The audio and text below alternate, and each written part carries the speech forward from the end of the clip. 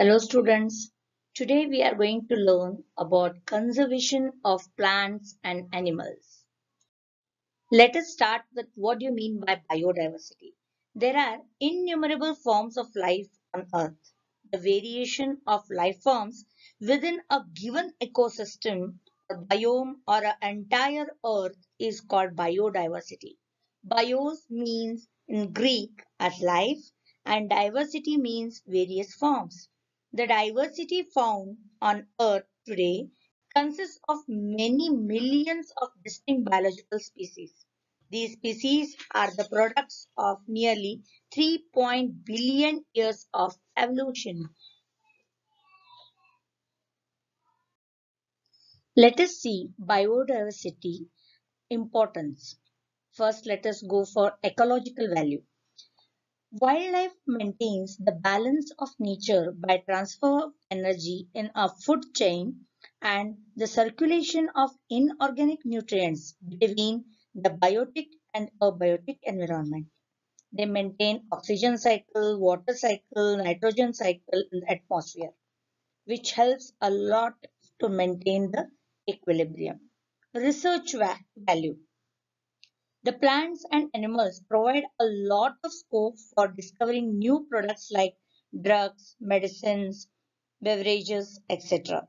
So plants and animals serve as gene banks for the obtaining improved varieties in the agricultural and animal husbandry.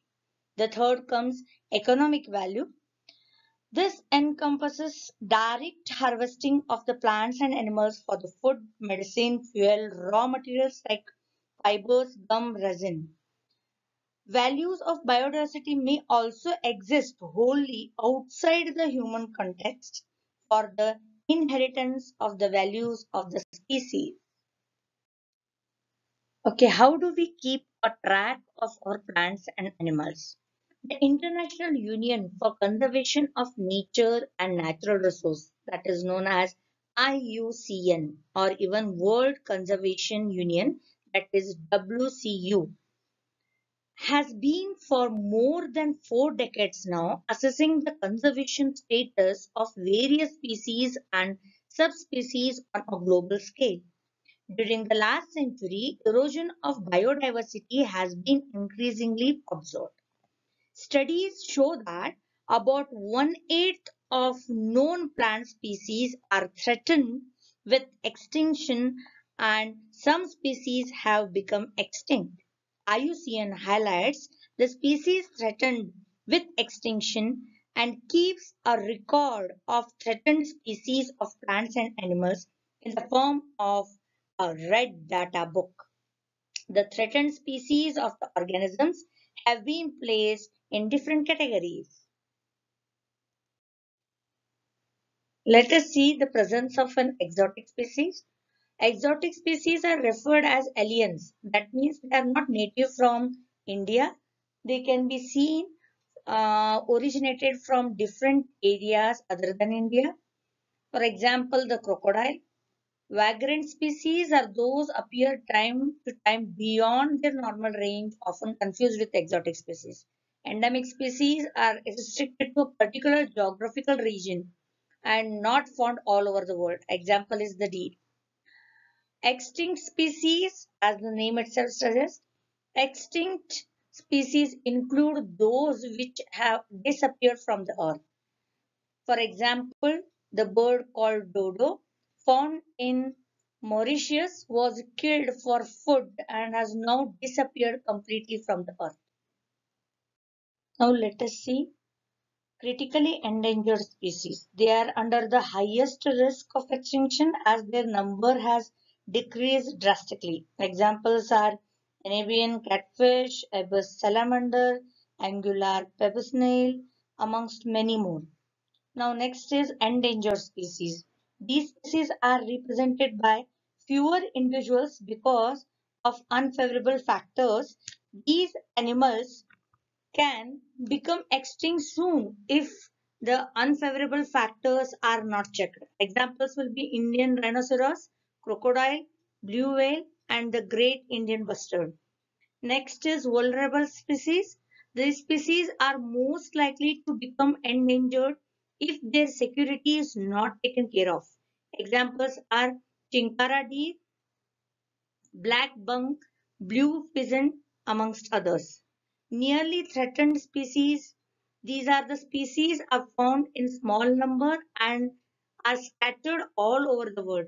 They can easily enter the vulnerable and endangered category. Examples are golden cat, monk seal, American bison, and wild ass, tiger shark, leopard, many more. Causes of threat to biodiversity. Some of the reasons for the decrease in the number of some living species are habitat destruction, depletion of food, killing animals for the food and other products, climatic change, presence of an exotic species, and pollution, etc. Let us see one by one how the causes can affect the biodiversity. Destruction of habitat is the major threat to biodiversity. It is the major cause. Extinction of most of the species are due to the destruction of plant and animals habitats by man. Forests, which are the home to the large fauna and flora, are cut down. Fauna includes all animals that exist in the natural surrounding and are not domesticated to looked after by man, while flora refers to all naturally growing plant life in any particular region. The indiscriminate felling of trees for various reasons is called as deforestation. Nearly half of the world's tropical rainforest has been destroyed over last 50 years. This deforestation are the following reasons: for mining, using land for agriculture, for building houses, construction of roads, railway tracks, construction of dams, making furniture or using wood as fuel, and many other purposes like making papers. Overgrazing of the cattle is also a cause to the harm to the living organisms, and it also lead to soil erosion. Climatic change. Next comes hunting and climatic change, which is the another major cause for the threat of biodiversity. Hunting of tigers, elephants, rhinos, leopards, whales, seals, etc. for their hides, horn, tusk, fur, bone, and blubber has left them animals on the verge of extinction. Climatic change and natural disaster is another cause.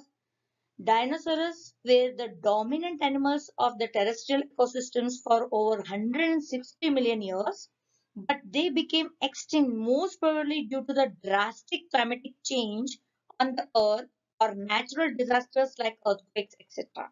This was a case of mass extinction. The recent phenomena of global warming is also considered to be a major threat to global biodiversity.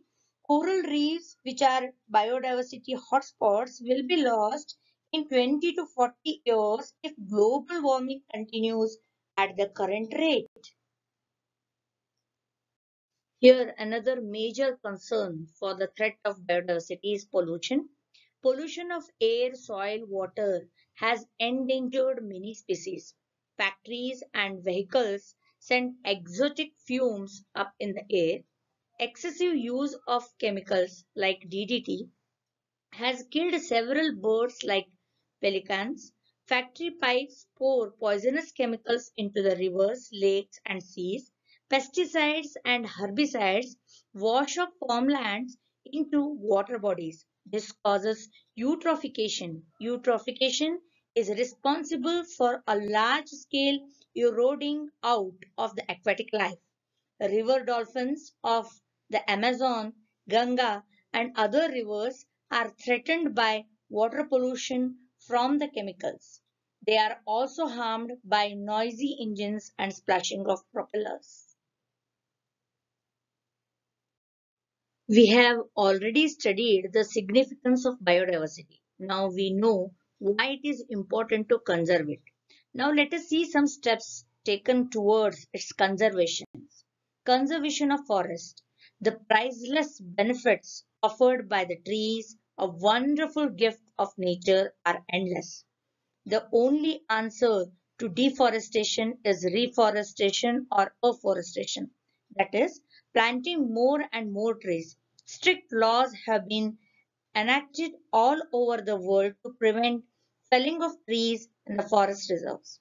Forest fires destroy the plants and animals. Fire should be controlled before it causes destruction. Conservation of wildlife. Conservation of wildlife needs safeguarded from hunters. A number of laws have been passed to prevent hunting of animals. Illegal hunting of animals is also called as poaching, which need to be controlled, where WWF is playing an important role.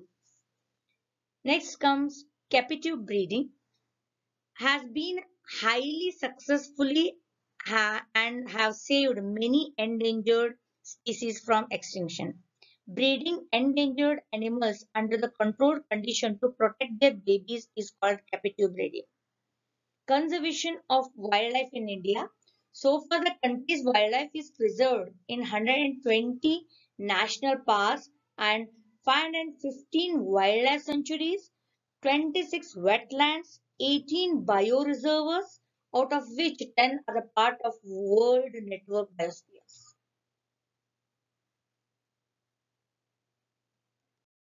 Conservation of wildlife in India. Government of India passed the Wildlife Protection Act in 1972.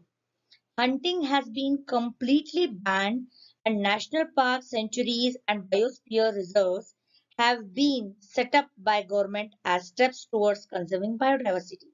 National parks, these are the protective areas reserved exclusively for preserving the flora and fauna, landscape, and buildings, that is, entire ecosystem, and monuments of historic importance of an area.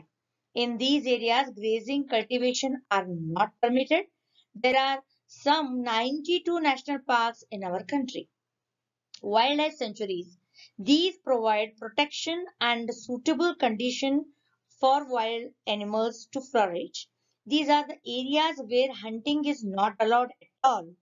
Animals which are on the verge of extinction are protected here. Private ownership rights are permitted only to such an extent that animals are not harmed. There are 492 wildlife sanctuaries in our country. Biosphere reserves of India. A biosphere reserve is specified area in which multiple use of land is permitted for pre- preserving the biodiversity. The reserves also preserve traditional life of people. These reserves have been set up recently by Man and Biosphere program of UNESCO. There are 243 biosphere reserves in our country, which mainly conserve the biodiversity of specific areas, provide protected areas for ecological and environmental research. Some of the famous national parks: Bhavnagar National Park in the Satpura Hills of Madhya Pradesh, mostly tiger dense jungle in country. Ranthambore National Park of Rajasthan is a dry deciduous jungle, an outstanding example of Project Tiger's efforts at conservation in India.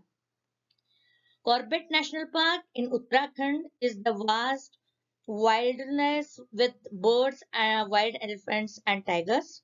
Gir Forest in Gujarat is the sole home of rare aesthetic lions. Kaziranga National Park and Manas National Park of Assam are the only surviving habitats of one-horned rhino in India. Kanha National Park, placed in Madhya Pradesh, is one of the India's most beautiful forests.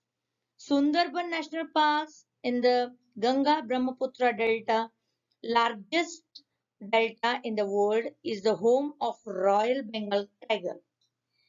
Bandipur National Park, lying halfway down the Mysore-Ooty highway, is one of the first tiger reserves of the India and southernmost, and nine reserves specially established under Project Tiger. Sultanpur National Park in Haryana is the stretch of marshy land that has been remodeled, converted in the water body. The park is having the large range of birds, both resident and migratory birds present here. Let us see some success story of the Project Tiger. Tiger, which is our national animal, was also faced with the threats of extinction as its population had gone down. To save tiger from the extinction, a project was started in April 1973 called as Project Tiger. In this project, the regions where the tigers were found were first identified and then ways and means were worked out for conserving them so that their number increased. Tigers are found in regions like Manas in Assam, Sundarban in Bengal, Jim Corbett in Uttarakhand, and Kanha in Madhya Pradesh, to name a few among others.